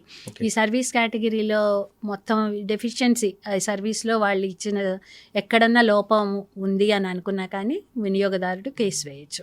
కన్జ్యూమర్ మీకు ఇవ్వకుండా, కంప్లైంట్ ఇవ్వకుండా, ఎందుకంటే మనతో వివాదానికి చాలామంది డ్రాప్ అవుతుంటారు. కానీ అక్కడ వచ్చిన మీరు మిస్లీడ్ అడ్వర్టైజ్మెంట్లో మీకు చాలా క్లియర్గా తెలుస్తుంది, మీకే తెలుస్తుంది 100% పాస్ అంటాడు. ఇటువంటి అడ్వర్టైజ్మెంట్ చూసి మీరు సుమోటో కేసు కూడా తీసుకున్నది. దీంట్లో సుమోటో లేదండి, కన్జ్యూమర్స్ దాంట్లో సుమోటో లేదు. ఐదర్ కన్జ్యూమర్ అన్న వెయ్యాలి, లేదంటే any organization, consumer voluntary organizations అయినా వేయచ్చు. ఒక కన్జ్యూమర్, చాలామంది ఎక్కువ మంది వినియోగదారులు ఉంటే వాళ్ళు ఒకళ్ళ తరపున ఇంకొకళ్ళు కూడా వేయచ్చు. ఇప్పుడు ఉదయం పాల ప్యాకెట్ దగ్గర సెంట్రల్ ఆర్ స్టేట్ గవర్నమెంట్ చేయొచ్చు. వాళ్ళ authority, central or consumer CCA authority ఉంది, సెంట్రల్ కన్జ్యూమర్ అథారిటీ, వాళ్ళు కూడా లాడ్ చేయొచ్చు. ఉదయం పాల ప్యాకెట్ పాడైపోయింది అనుకోండి, ఏం చేయమంటారు? మనకి అది ఏ కంపెనీది, ఎలా ఎవరు మ్యానుఫ్యాక్చర్ చేశారు, దాంట్లో టైం పీరియడ్, ఎక్స్పైరీ డేట్, ప్రతి పాల ప్యాకెట్ మీద మ్యానుఫ్యాక్చరింగ్ డేటు, ఎక్స్పైరీ డేటు ప్రతి ప్యాకెట్ మీద ఉండాలి. పాల ప్యాకెటే కాదు, ఎనీ ప్యాకెట్ మీద ఎక్స్పైరీ డేట్లోపే మనకి సర్వీస్ అయిందా, ఎక్స్పైరీ డేట్ అయిన తర్వాత మనకి ఇవ్వటం జరిగిందా అన్నది చూసుకోవాలి. విత్ ఇన్ ద ఎక్స్పైరీ డేట్లోనే మనకి కొనుక్కోవటం అది జరిగినా కూడా అప్పుడు కూడా పాడైపోతే కనుక వాళ్ళ మీద కేసు వేసాయి. అంటే ఎలా మీకు సంప్రదించాలంటే కన్జ్యూమర్ కంప్లైంట్ డిస్ట్రిక్ట్ కమిషన్స్కి 50 లక్షల వరకు అధికారం ఉందండి. దాన్ని పెయిడ్ కన్సిడరేషన్, మనం ఇచ్చిన అమౌంట్, మనం పెట్టే అమౌంట్ 50 లక్షల లోపు ఉంటే ఆ జిల్లాలో ఉన్న ప్రతి డిస్ట్రిక్ట్కి ఒక డిస్ట్రిక్ట్ కమిషన్స్ ఉన్నాయి. 3 టైర్ ఆర్గనైజేషన్ ఉంది, district commissions, state commission and national commission. ఈ డిస్ట్రిక్ట్ కమిషన్లో 50 లక్షల వరకు ఉండే వాటికి వేయొచ్చు కేసు. 50 లక్షల నుంచి 2 కోట్ల వరకు స్టేట్ కమిషన్కి అధికారం ఉంది. 2 కోట్ల పైన పడ్డ కేసులు నేషనల్ కమిషన్లో డైరెక్ట్గా వేయొచ్చు. పాల ప్యాకెట్ విషయంలోనే మనం ఫస్ట్ మాట్లాడదాం. డిస్ట్రిక్ట్ కోర్టుకి వెళ్ళాలంటే ఏం చేయాలండి? డిస్ట్రిక్ట్ కోర్టులో మామూలుగా కంప్లైంట్ వినియోగదారులు ఎవరైనా కానీ వాళ్ళు డైరెక్ట్గా వేయొచ్చు, అడ్వకేట్ని పెట్టుకోవాల్సిన అవసరం కూడా లేదు. మినిమం 5 లక్షల వరకు అసలు కంప్లైంట్కి ఫీ అన్నది లేదండి. 5 లక్షలు దాటిన తర్వాత 5 లక్షల నుంచి 10 లక్షల వరకు 200 రూపీస్ కంప్లైంట్ ఛార్జ్ ఉంటుంది. 5 lakhs to 10 lakhs వరకు, 10 lakhs నుంచి 20 lakhs వరకు 400 అని, అలా రకంగా ఒక ఉన్నాయండి. స్టేట్ కమిషన్కి వచ్చేసరికి 50 lakhs నుంచి 2000 ఫీ కట్టాలి. 2000, 1 crore దాటితే కనుక 2500. కింద 10 రూపాయల ప్యాకెట్ నుంచి మనం వద్దామండి. 10 రూపాయల ప్యాకెట్ పాడైపోయిన తర్వాత లోకల్ కోర్టుకి వెళ్ళి పిటిషన్ వేస్తా అంటారు. పిటిషన్ వేసిన తర్వాత ఎన్ని రోజులు దానికి జడ్జిమెంట్ వస్తుంది? అసలు పిటిషన్ వేయటానికి కూడా ఇప్పుడు ఈ జాగృతి పోర్టల్ అని చెప్పి ఒక కొత్తగా ఇంట్రడ్యూస్ చేశారండి. అంతకుముందు ఈ దక్కలని అలా రకరకాలే ఉండేవి. ఇప్పుడు అవన్నీ కాకుండా ఈజ్ ఆఫ్ బిజినెస్ కోసమే ఇప్పుడు ఈ జాగృతి పోర్టల్ అన్నది ఒకటి సెంట్రల్ గవర్నమెంట్లో కన్స్యూమర్స్ అఫైర్స్ మినిస్ట్రీనే ఉంటుంటుంది, వాళ్ళే ఇది ఇంట్రడ్యూస్ చేశారు. దీని ద్వారా ఎవరైనా ఆన్లైన్లో కంప్లైంట్ ఇవ్వచ్చు. వాళ్ళు రావాల్సిన పని లేదు కోర్టుకి. అది కూడా ఆ పోర్టల్లో దానికి కావాల్సిన సమాచారం అంతా ఫిలప్ చేసుకొని కాలమ్స్ అది ఈజీగానే అర్థమయ్యేటట్లు విధంగానే పెట్టారు. క్వశ్చన్స్ అయ్యి దీని తర్వాత ఎలా వెళ్ళొచ్చు, రీజనల్ లాంగ్వేజెస్ కూడా ఉన్నాయండి. ప్రతి ఎవరికి వాళ్ళు రీజనల్ లాంగ్వేజెస్ కూడా, రీజనల్ లాంగ్వేజెస్ ద్వారా కూడా కంప్లైంట్స్ డ్రాఫ్ట్ చేసి డిస్ట్రిక్ట్ కమిషన్ ముందు వేసుకోవాలి. ఆ కమిషన్ ఎన్ని రోజులు పరిశీలించి దాన్ని ఎన్ని రోజుల్లో జడ్జిమెంట్ ఇస్తుంది? ఇది యాక్చువల్లీ ఒక లిమిటేషన్ పీరియడ్, 2 సంవత్సరాల లోపు వేయాలండి. ఎవరైనా కానీ కన్జ్యూమర్ వాళ్ళ కంప్లైంట్ని లిమిటేషన్ పీరియడ్ ఉంది. 2 సంవత్సరాలు దాటాక వేయటానికి వీల్లేదు. ఓకే, ఇవాళ జరిగిన వేసినా కానీ కండోనేషన్ ఆఫ్ డిలే అని అయ్యి అవసరమైతే కనుక వాటిని సఫిషియెంట్ కాజ్ ఉంటే కండోన్ చేస్తాము. ఎంత పీరియడ్ లోపు పూర్తి చేయాలి అన్నది మీ క్వశ్చన్. ఎంత పీరియడ్ లోపు అంటే దీంట్లో యాక్ట్లోనే మ్యాండేట్ చేశారు 3 నెలల లోపు పూర్తి చేయాలి. ఒక కంప్లైంట్ ఫైల్ చేసిన తర్వాత 3 నెలల లోపు కేసు డిసైడ్ చేయాల్సి ఉంటుంది. ఏదైనా ఎక్స్పర్ట్ ఒపీనియన్లు అలాంటివి అవసరం ఉన్న దగ్గర, అంటే ఈ పాల ప్యాకెట్ని అవసరమైతే ఏదైనా ఎక్స్పర్ట్కి పంపించాల్సి వచ్చింది అనుకోండి, దాంట్లో అది పాడైందియా లేదా అని డిసైడ్ చేయడానికి అట్లా పంపిస్తే కనుక ఎక్స్పర్ట్ ఒపీనియన్ రావటంలో ఆలస్యాలకి వాటికి 5 months వరకు పీరియడ్ ఇచ్చారు. మ్యాక్సిమం 5 months లోపు కేసు డిసైడ్ అయిపోవాలి. కొంతమంది కంప్లైంట్లు అవతల పార్టీని బ్లాక్మెయిల్ చేయడానికో లేదా ఇంకో థ్రెట్ ఇవ్వడానికో ఒక కంప్లైంట్ మీద పంపిస్తారు. కంప్లైంట్ రాగానే మీరు ఎంక్వైరీ కమిషన్ వాళ్ళకి రాస్తారు, పిలిపిస్తారు, మాట్లాడుతున్న టైంలో కంప్లైంట్ అవతల పార్టీ ఇద్దరు కొల్యూట్ అయిపోయి ఏదో మేనేజ్ చేసుకొని మ్యానుఫ్యాక్చరింగ్కి డబ్బులు ఇస్తారంటే మీ విత్డ్రా అవుతాను, నాకు వేసి వద్దాను అనుకోండి, దానికి యాక్సెప్ట్ చేస్తారా మీరు? వాళ్ళిద్దరు వీళ్ళు కావాలని కూడా కంప్లైంట్లు కొంతమంది కొల్యూడ్ అయ్యారా లేదా అనే దాంతో సంబంధం లేదండి. కానీ మీడియేషన్ అన్నది ఒకటి మాత్రం ఉంటుంటుంది. బోత్ పార్టీస్ని కూడా ఒక దగ్గరికి తీసుకొచ్చి వాళ్ళ మధ్య ఏదైనా రాజీ కుదిర్చే అవకాశం ఉన్నదా అన్నది కూడా చూస్తాము. ఈ కన్జ్యూమర్ కేసెస్లో ముఖ్యంగా అసలు వీటిలో మీడియేషన్ ద్వారా కూడా సెటిల్ అయ్యటానికి చూస్తామండి. ప్రతి కంపెనీకి వాళ్ళ సొంత హెల్ప్ లైన్స్ ఉంటాయి. Consumer help lines, consumer contacts ఇవన్నీ ఉంటాయి. వాళ్ళ హెల్ప్ డెస్క్స్ ఉంటాయి ప్రతి దాంట్లో. ఒక రైల్వేస్ అనివ్వండి, ఏ ఆర్గనైజేషన్ అయినా, ఎనీ ఆర్గనైజేషన్ వాళ్ళకి వినియోగదారులకి ఏదైనా సమస్యలు వస్తే, ఇప్పుడు ఒక షాపింగ్ కాంప్లెక్స్లో అవనివ్వండి, ప్రతి దాంట్లో కస్టమర్ డెస్క్స్, హెల్ప్ డెస్క్స్ ఉంటాయి. కస్టమర్స్ వెళ్ళి వాళ్ళకి ఆ డెస్క్ల దగ్గరికి వెళ్ళి కంప్లైంట్ చేయొచ్చు. వాళ్ళ రిటర్న్ పాలసీస్ మీద, వారంటీస్ మీద, డిఫెక్టివ్ గూడ్స్ మీద, దేని గురించి అయినా ఆ కంప్లైంట్ చేసినప్పుడు వాళ్ళు సాల్వ్ చేయడానికి ట్రై చేస్తారు. అక్కడ అవ్వలేదనుకోండి, అక్కడ అవ్వకపోతే వాళ్ళకి ఒక నేషనల్ కన్జ్యూమర్ హెల్ప్ లైన్ అన్నది గవర్నమెంట్ ప్రొవైడ్ చేశారు, 1915. 1915 దానికి ఒక ఫోన్ నెంబర్ కూడా ఉంది. 8 తర్వాత 0 digits వచ్చి లాస్ట్ 1915 వస్తూ ఉంటుంటుంది మన టోటల్ నెంబర్. ఆ హెల్ప్ లైన్కి కూడా కాల్ చేయొచ్చు. ఆ హెల్ప్ లైన్ వాళ్ళు కూడా బోత్ పార్టీస్ని పిలిచి వాళ్ళ సమస్య సాల్వ్ చేయడానికి, ఆ కన్స్యూమర్ సమస్య అది కరెక్టేనా కాదా ఏమిటి అని తెలుసుకొని బోత్ సైడ్స్ మాట్లాడి సాల్వ్ చేయడానికి ప్రయత్నం చేస్తారు. అది కూడా అవ్వలేదనుకోండి, మినిస్ట్రీనే ఇంటర్ఫీర్ అవుతుంది అనుకుంటే చాలా వరకు సాల్వ్ అవుతాయి. వాళ్ళ కంపెనీల రెప్యుటేషన్లు కూడా దెబ్బతింటాయి. అందుకని కూడా వాళ్ళు సాల్వ్ చేయడానికి వీలైనంత వరకు ట్రై చేస్తారు. అవ్వకపోతే ఎందుకు అవ్వట్లేదు ఏంటి అన్నది తెలుసుకొని, ఇంకా అప్పటికే అవ్వకపోతే వితిన్ 2 years లిమిటేషన్ పీరియడ్ ఉంటుంది. ఆ 2 years లోపు వీళ్ళు కంప్లైంట్స్ కోర్టులకు రావచ్చు. చాలా వరకు సమస్యలు సాల్వ్ అయిపోతుంటాయి. ఆ లెవెల్లోనే, కంపెనీ లెవెల్లోనే సాల్వ్ అయిపోతుంటాయి. కాబట్టి కేసులు కోర్టుల దాకా రావాల్సిన అవసరం ఉండట్లేదు. అందుకే తక్కువ నెంబర్ ఉన్నాయి అని చెప్పి మేము అనుకుంటున్నాం. కానీ ఒకసారి కన్జ్యూమర్ ఫారం పనిష్మెంట్ ఇస్తుందండి, ఒక ఫైన్ వేస్తారు, ఒక 5,000 10,000 ఎంతో కట్టమని. అది కూడా కట్టకుండా కొంతమంది ట్రాకింగ్ చేస్తుంటారు కోర్టుకు వెళ్ళడానికి. అటువంటి సమయంలో ఏం చేస్తుంది? కన్స్యూమర్ ఫోరము ఇచ్చేవి యాక్చువల్గా మేము రిఫండ్, డిఫెక్టివ్ గూడ్స్ అయితే సరైన గూడ్స్ ఇవ్వమని చెప్పి చెప్పటము, లేదంటే కాంపెన్సేషన్ ఇవ్వటము, డ్యామేజెస్ కాస్ట్స్ అయ్యి ఇవ్వటము, అవి చేస్తుంటామండి యూజువల్గా. పనిష్మెంట్ అంటే జైల్లో వేయటం అన్నది, అదే జైల్లో వేయటం అన్నది ఫైన్ అని కూడా కాదు, కాంపెన్సేషన్ ఇస్తాం వీళ్ళకి. వాళ్ళ అండర్గో అయిన మెంటల్ ఎగనీకి, వాళ్ళకి ఫైనాన్షియల్ లాస్కి, దాని గురించి కాంపెన్సేషన్ ఇస్తాము వాళ్ళకి. అది కూడా కట్టను అంటాడండి. కాంపెన్సేషన్ అప్పీల్కి వెళ్ళాలి అంటే కనుక వాళ్ళు దాన్ని ఛాలెంజ్ చేయదలుచుకుంటే అదర్ సైడ్ ఎవరైనా కానీ 50% ఆఫ్ ద అమౌంట్ పే చేయాలి. కింద డిస్ట్రిక్ట్ కమిషన్ ఇచ్చిన ఆర్డర్ మీద 50% అమౌంట్ పే చేస్తేనే అసలు అప్పీల్ వేయటానికి అవకాశం ఉంటుంటుంది. ఆ అప్పీల్ అమౌంట్ కట్టకపోతే వేయటానికి ఉండదు. ఆ అమౌంట్ కట్టిన తర్వాత దాన్ని ఛాలెంజ్ చేసి అది వినాలి. ఇక్కడ కూడా అయ్యాక నేషనల్ కమిషన్కి వెళ్ళినా కూడా ఒక్కోసారి పూర్తి అమౌంట్ కట్టమంటారు. మన ఇక్కడ స్టేట్ కమిషన్ ఇచ్చిన అమౌంట్ పూర్తి అమౌంట్ కడితేనే అసలు అప్పీల్ వింటామంటారు. మొత్తం అమౌంట్ కట్టిన తర్వాత అప్పీల్ విని లేదు అని అనుకుంటే మొత్తం రిఫండ్ ఇచ్చేయాలి పార్టీకి. బట్ ఇది కాకుండా గూడ్స్ కాకుండా సర్వీస్ తీసుకుందాం. చాలా మంది చాలా సర్వీస్ చెప్తారు, కాంపెన్సేషన్ ఇస్తారండి సర్వీసెస్ లో. డెఫిషియన్సీ ఆఫ్ సర్వీసెస్ లో బస్సు రాలేదనుకోండి, ట్రైన్ మిస్ అయినా అటువంటిప్పుడు ఏం చేయాలి? ఫ్లైట్ మిస్ అయినా మన టికెట్ ఛార్జీలు రిటర్న్ ఇవ్వాలి. మన టికెట్ ఛార్జీలు రిటర్న్ ఇవ్వాలి. డెఫిషియన్సీ ఇన్ సర్వీస్ కింద కాంపెన్సేషన్ మనకేం హామ్ జరిగిందో మనం ఎవిడెన్స్ ద్వారా చెప్పుకోగలగాలి. మనకు అర్జెంటుగా ఏమన్నా వెళ్ళవలసినవి మిస్ అయ్యామా, ఒక మీటింగ్గా వెళ్ళకపోవటం వల్ల మనకేం నష్టం జరిగింది, పోనీ దానివల్ల ఏం ఇబ్బంది కలిగింది అన్నది ప్రూవ్ చేసుకోవాలి మనం. ఈ ప్రూవ్ చేయడానికి కూడా పెద్దగా ఎవిడెన్స్లు అవసరం లేదు. ఈ కన్జ్యూమర్ ఫోరంలో స్ట్రిక్ట్ ఎవిడెన్స్ యాక్ట్ అయ్యి అప్లై కావు. ఒక సింపుల్ సమ్మరీ వే ఆఫ్ ట్రయల్లో కండక్ట్ చేయొచ్చు. వాళ్ళు ఎఫిడవిట్స్ వేస్తే సరిపోతుంది. మెయిన్ ఎఫిడవిట్స్, వాళ్ళ దగ్గర ఏమైనా డాక్యుమెంట్స్ ఉంటే డాక్యుమెంటరీ ఎవిడెన్స్, రిసీట్స్ లాంటివి మిగిలినవి అవి తీసుకుంటాము.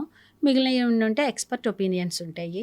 ఎక్స్పర్ట్ ఒపీనియన్స్ బేస్ చేసుకొని అదర్ సైడ్ వాళ్ళు కూడా వేసిన ఎఫిడవిట్స్ వాటి ప్రకారం కన్సిడర్ చేసి ఇస్తాం. కొన్ని కేసుల్లో ప్రైవేట్ లిమిటెడ్ కంపెనీతో లేదంటే లిమిటెడ్ కంపెనీలో ఆర్గనైజేషన్ ఉంటే మీరు యాక్షన్ చేస్తారు. కొన్ని ప్రైవేట్ వ్యక్తులు ఉంటారు, కొన్ని ఏదో చిన్న హామీలు ఇస్తుంటారు.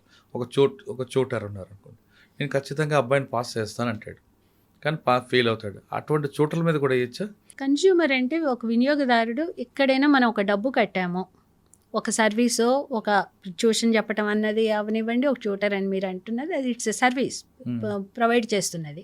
మనం ఒక డబ్బు కట్టినప్పుడు రసీదు తీసుకున్నప్పుడు వాళ్ళు మనకు ఆ సర్వీస్ ప్రొవైడ్ చేస్తాము అన్న హామీ ఇచ్చినప్పుడు, రసీదు లేకపోతే కన్జ్యూమర్కి కష్టం అండి ప్రూవ్ చేసుకోవటం. రసీదు తప్పనిసరిగా ఉండాలి. వాళ్ళు కన్జ్యూమర్ అన్నది ఫస్ట్ ప్రూవ్ చేసుకోగలగాలి. కన్జ్యూమర్ వినియోగదారుడు అని ఎప్పుడు ప్రూవ్ అవుతాడంటే ఒక అమౌంట్ కట్టినప్పుడు మాత్రమే వాళ్ళు వినియోగదారుడు అవుతారు. ఒక ఏ సర్వీస్ కోసమైనా అది కూడా ఉండాలి తప్పనిసరిగా. అందరూ అందుకే బిల్లులు రసీదులు సేవ్ చేసుకోమని చెప్తారు. ఏది కొన్నా కూడా ఇప్పుడు ఆన్లైన్లో ఉన్నా కూడా ఆన్లైన్లో కూడా బిల్స్ వస్తాయి. ఆన్లైన్లో కాకుండా ఇద్దరు వ్యక్తుల మధ్య జరిగింది, వాళ్ళిద్దరు ముందు ఫ్రెండ్స్గా ఉన్నారు, జరిగిపోయింది, తర్వాత తేడా వచ్చిన తర్వాత అప్పుడు ఏం చేయాలంటారు? కన్జ్యూమర్ అంటే మాత్రం తప్పనిసరిగా కన్సిడరేషన్ అమౌంట్ ఉండాలి. ఒక అమౌంట్ అన్నది కానీ ఒక ఆ అమౌంట్ ఏ రకంగా అయినా ల్యాండ్ రూపంలో రియల్ ఎస్టేట్ ఉందనుకోండి, అన్ని జరుగుతుంటాయి కదా, నేను చేస్తాను హామీ ఇస్తాడు. ఆ హామీలు అవి దీని కిందకి రావండి, అవి వీటి కిందకి రావు. వాళ్ళు వినియోగదారులు అవ్వరు. కానీ ఏదైనా ఎవిడెన్స్ ఉండాలి. వినియోగదారుడు అంటే ఒక సర్వీస్ కోసం ఒక మనం కొన్నట్లు ఉండాలి. ఒకటి ఏదైనా బిల్ అన్నది కంపల్సరీ. వారంటీ పీరియడ్లో జరిగిందా లేదా అన్నది కూడా చూసుకోవటం అవసరం. వారంటీకి గ్యారంటీకి తేడా మేడం? వారంటీ అంటే ఇన్ని సంవత్సరాలు ఆ గూడ్స్ సరిగ్గా పనిచేస్తాయి అని చెప్పి వాళ్ళు ఇచ్చే ఒక హామీ. గ్యారంటీ అంటే కూడా అది కూడా ఈ పర్టికులర్ పీరియడ్ వరకు అలా ఉంటుంటుంది. ఆ వారంటీ పీరియడ్లో అయితే వాళ్ళు రిప్లేస్ చేయటమో దాన్ని రిపేర్ చేయటమో అవి చెయ్యాలి. ఐదర్ రిపేర్ చేయాలి ఫ్రీగా, రిప్లేస్ అన్నా చెయ్యాలి. కానీ బంగారం గ్యారంటీ అంటే ఇంతకాలం ఆ వస్తువు బాగానే పనిచేస్తుంది అని చెప్పి వాళ్ళు చెప్పటం. ఇంతకాలం ఆ పీరియడ్ వరకు ఆ వస్తువు బాగానే ఉంటుంటుంది అని చెప్పి. కొన్ని కేసుల్లో అంటే ఎలక్ట్రానిక్ గూడ్స్ కాకుండా బంగారం లాంటిది తీసుకున్నాం అనుకోండి, అసలు బంగారంలో తరుగుంటుందా ఉండదంటారా? బంగారం లాంటి వీటికి స్టాండర్డ్స్ ISI మార్క్ లాగా ఇప్పుడు BIS bureau of Indian standards అని చెప్పి BIS మార్కులు, వీటన్నిటికీ హాల్ మార్కులు ఉన్నాయా లేవా అని చెప్పి చూస్తూ ఉంటున్నారండి. ఆ హాల్ మార్క్ గుర్తు వాళ్ళు వేయటం అన్నదే దానికి ఆ స్టాండర్డ్ ఉన్నది అని చెప్పి ఇచ్చేది. అందుకని ప్రతి ఒక్కళ్ళు కొనేటప్పుడు ఆ గుర్తు ఉన్నదా లేదా అని బంగారం కొనేవాళ్ళు వినియోగదారులు అందరు చూసుకోవాలి. ఆ హాల్ మార్క్ ఉన్నయే తీసుకోవాలి. ఆ హాల్ మార్క్ ఉన్నవి తీసుకోకపోతే దానికి ఆ గ్యారంటీకి వీళ్ళు నోటి మాటగా చెప్పేదో కాగితం మీద వాళ్ళు రాసిచ్చేదో అంతవరకే ఉంటుంటుంది. అంతే తప్పితే ISI స్టాండర్డ్స్ BIS స్టాండర్డ్స్ కొన్ని స్టాండర్డ్స్ కూడా గవర్నమెంట్ ప్రతిదానికి పెట్టారు. ఆ మార్కు ఉన్న వస్తువుల్ని తీసుకోమని చెప్తూ ఉన్నారు. కొన్ని షాపుల్లో బంగారం కొనండి, ముందు డబ్బులు కట్టండి, తర్వాత ఒక సంవత్సరం తర్వాత మీకు బంగారం ఇస్తామంటారు. స్కీమ్స్, రకరకాల స్కీమ్స్ నడుస్తూ ఉంటున్నాయి. అవి కూడా ఇందులోకి వస్తాయండి. మిస్లీడింగ్ కనుక అయితే కనుక వాళ్ళే ఒక తప్పుడుగా ప్రచారం చేసుకొని అవి ఇవ్వకపోతే, ఒక హామీ కట్టించుకొని ఇవ్వకపోతే అవి కూడా వస్తాయి. కొంతమంది ప్రముఖులు BVAPలు వాళ్ళు ఒక బ్రాండ్ అంబాసిడర్గా ఉండి అది కొనండి, ఇది తిన్నాను, పాన్ పరాగ్ ఏదో చెప్తుంటారు. ఆ కేసుల్లో వచ్చినప్పుడు ఆ బ్రాండ్ అంబాసిడర్ కూడా ఇందులో ఇన్వాల్వ్ చేస్తారా? మిస్లీడింగ్ అడ్వర్టైజ్మెంట్స్ అన్నవి ఎవరు కూడా చేయకూడదు.